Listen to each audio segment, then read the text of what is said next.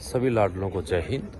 अभी साथियों बहुत सारे लाडलों का ये सवाल है कि सर आईटीबीपी ड्राइवर में फाइनल मेरिट क्या रह सकती है। सबसे बड़ा तो ये है कि आज तक जितनी भी डिपार्टमेंट भर्ती निकालते हैं उनमें बड़ा अजीबोगरीब बात है। ये अभी तक ऐसा नहीं हुआ है कि कोई डिपार्टमेंट जब तक पहले वाली सेम ट्रेड की भर्ती कंप्लीट न हो उससे पहले दूसरी भर्ती निकाल दे। तो आईटीबीपी में ऐसा है। 2023 में भी भर्ती निकली थी, वो पूरी हुई नहीं और 2024 में दोबारा निकाल दिया, जिसके फार्म ऑनलाइन हो गए। साथियों हम बात करेंगे आईटीबीपी ड्राइवर की फाइनल मेरिट क्या रह सकती है। तो यहाँ पर मैं आपको बात करूँ तो साथियों 2018 में 143 पोस्ट के लिए आईटीबीपी ड्राइवर की भर्ती निकली थी, जो 2020 में जाकर पूरी हुई लगभग 2 से 2.5 से 3 साल में, जिसकी वैकेंसी 143 से बढ़कर वैकेंसी हो गई थी 450 वैकेंसी। उसमें जर्नल की जो फाइनल मेरिट थी वो 58 नंबर वाले का, जिसने रिटर्न में 58 नंबर थे, ड्राइवरी टेस्ट क्लियर कर लिया था और मेडिकल फिट हो गया, उसको जर्नल की ज्वाइनिंग मिली थी। और 56 मार्क्स जिसके ओबीसी में थे उनको जो है ओबीसी में ज्वाइनिंग मिल गई थी और एससी एसटी की 50 से कम रही थी।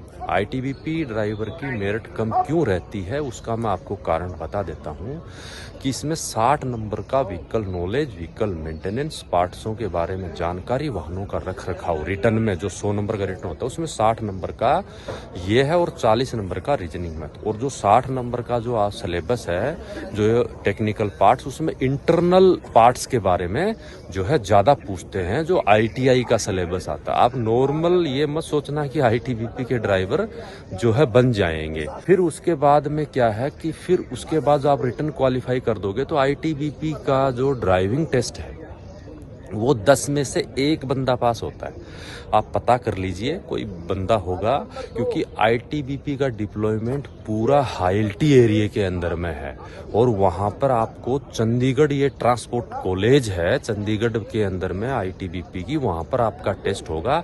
जैसे सीआरपी सीआईएसएफ की तरह नहीं है कि 8-10 सेंटर बना दिए। आईटीबीपी एक ही जगह टेस्ट लेती है, वो आईटीबीपी का पक्का ट्रांसपोर्ट कॉलेज है।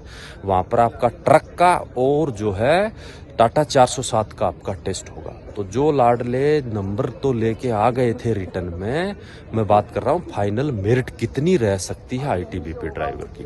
2018 में रिटर्न में नंबर तो ले लिए थे उन्होंने, बट क्या है ड्राइवरी में फेल हो गए। तो ये मान के चलो कि 12-13 में से 1 लड़का ड्राइवरी टेस्ट में पास होता था।